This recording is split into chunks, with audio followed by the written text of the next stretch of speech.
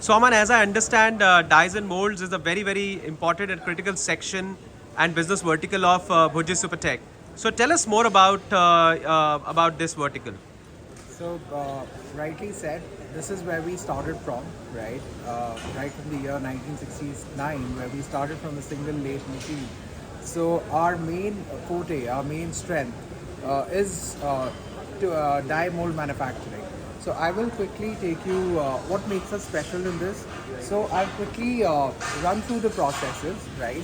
Right from product conceptualization, from designing, mock-up, prototyping, and then for simulations. So we are using industry leading softwares for simulations.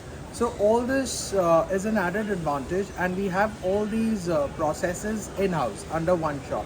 So this is what makes us stand apart. All right. Yeah. Okay. And you also have few of the molds and dyes displayed here. Tell us more about them.